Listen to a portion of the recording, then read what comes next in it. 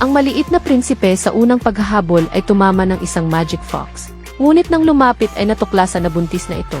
Nakita ang sitwasyon ang prinsipe ay naawa agad. Pagkatapos bendahan ang magic fox ay pinalaya ito sa kagubatan. Hindi niya alam na ang kilos na ito ay magdadala sa kanya ng gantimpala. Ang maliit na prinsipe habang bumababa sa bundok, biglang pinaligiran ng mga lobo. Halos mamamatay na sila sa bibig ng mga lobo. Sa oras na iyon bumalik ang magic fox at pinaalis para sa kanila ang mga lobo.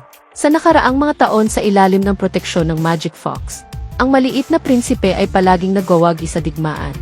Sa huli ay nag-unify ng kaharian at naging emperador. Ngayong araw para makita ang sitwasyon ng mga tao, ang emperador ay sadyang nagbalakayo bilang pulubi. Pumunta sa mga tao para mag-inkognito.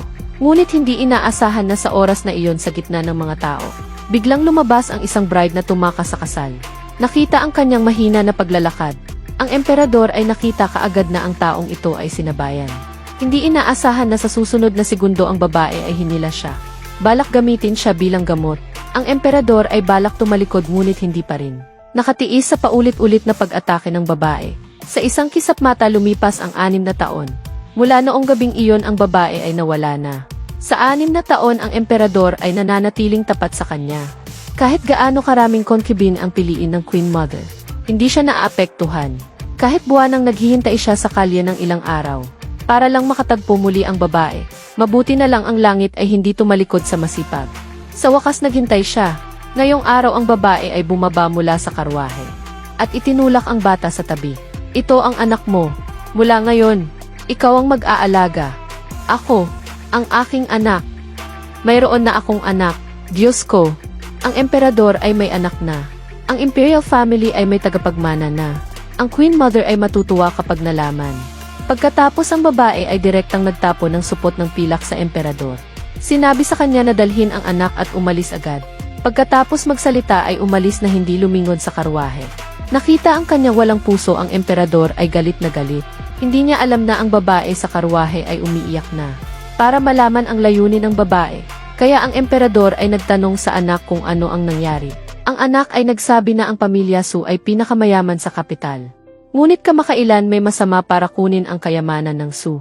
Pinipilit ang mama na maging concubine. Nang marinig ito ang emperador ay naintindihan agad. Nakita ang umaalis na karwahe. Alam niya na ang babae ay pupunta para harapin mag-isa ang masama. Naisip niya ito at nagpa siya na pumunta mismo sa Su family para iligtas ang kanyang empress. Samantala ang babae ay bumalik na sa Su mansion. Nakita ang mga kasambahay na nakahandusay. Nagmadali siyang tumakbo sa hall. Hindi inaasahan na makikita ang mga tauhan ng masama. Ginalaw ang lahat ng tao sa bahay. Ang dahilan kung bakit ang masama ay ganito kaarogante. Dahil ang tunay niyang pagkakakilanlan ay ang anak ng kasalukuyang Prime Minister na si Liu Jinlong. Nakita siyang may hawak na kontrata.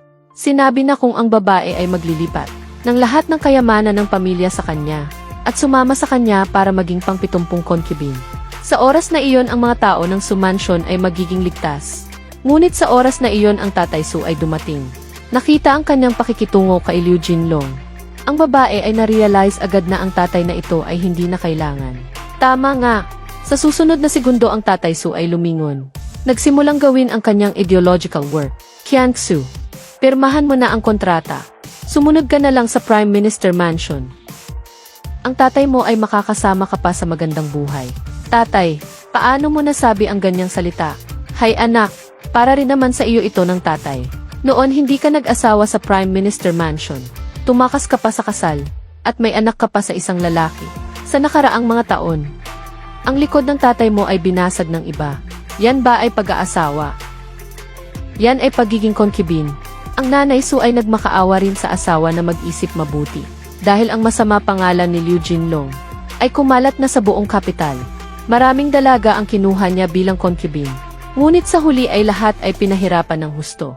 Ang Nanay Su ay nagsabi na kahit mamatay siya, hindi niya hahayaang mag-asawa ang anak sa Prime Minister Mansion.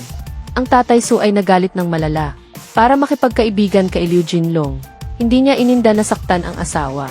Nakita ang walang silbi na tatay na paulit-ulit na nagsasabi na lahat ng ginagawa niya ay para sa Su family.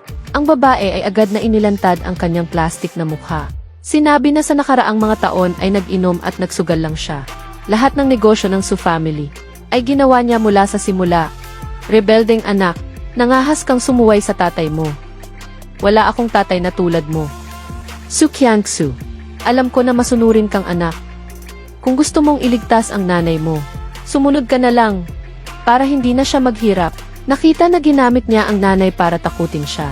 Walang magawa ang babae ay napilitang sumang-ayon. Habang papipirmahan na niya, ang emperador ay dumating kasama ang mga tao. Nalaman na ang taong ito ay kasintahan ng babae. Si Liu Jinlong ay tumawa pa. Sinabi na iniwan niya siya na napakagandang lalaki para sa isang hamak na pulubi. Pagkatapos magsalita, kinuha ang cake sa mesa at itinapon sa sahig. Inutos sa lalaki na pulutin at kainin. Napakalakas ng loob. Nangahas kayong insultuhin ang emperador. Sige ka nga. Kailan pa naging turno mo magsalita dito? Liu Jinlong, ganito ba ang ginagawa mo? Alam ba ito ng tatay mong si Liu Qiangkun? Si Liu Jinlong ay hindi nag-alala. Ininsulto ang lalaking pulubi na walang karapatan makipag-usap sa kanya. Pagkatapos inutos niya sa mga tauhan na hilahin at patayin. Hindi inaasahan na sa susunod na segundo ang lalaki ay nag-angat ng kamay at direktang sinampal siya. Nakita na hindi niya kayang kalaban. Si Liu Jinlong ay agad nag-utos sa mga tauhan na dakpin siya. Halos mahulog na ang espada. Ang babae ay walang pag-aalinlangan. Humarang sa harap ng lalaki. Nakita ang payat na figura sa harapan. Ang puso ng lalaki ay hindi mapigilan na tumibo. Nakita ang sitwasyon, si Liu Jinlong ay lalo pang nagalit. Inutos sa mga tauhan na patayin agad ang lalaki. Ang eunuch ay agad na pumunta at humarang. Sinigawan silang bulag ang mga mata. Nangahas nilang saktan ang emperador. Hindi inaasahan na si Liu Jinlong ay tumawa ng malakas. Ang mga tauhan ay direktang binugbog siya dahil hindi nila naniniwala na ang pulubi sa harap nila ay ang kasalukuyang emperador. Para ilantad ang kasinungalingan ng lalaki, si Liu Jinlong ay nag-utos sa mga tauhan. Natawagin ang Jing Zhaoyin na nakakita na sa emperador. Hindi niya alam na ito ay gusto ng lalaki dahil ang Jing Zhaoyin na si Lord Fan ay third-rank official ng korte. Kapag dumating siya ay makikilala niya agad. Hindi inaasahan na nang dumating si Lord Fan ay direktang itinulak ang lalaki at dumiretso kay Liu Jinlong. Sinabi na ngayong araw ay maghahatid siya ng hustisya at hindi papayagan na may mang-api sa kanya. Hindi inaasahan na nang lumingon at makita ang mukha ng lalaki. Agad siyang lumuhod sa takot. Emperador, Emperador. Emperador. Sinabi mo na ang pulubi na ito ay emperador. Nagpupugay ang lingkod sa emperador.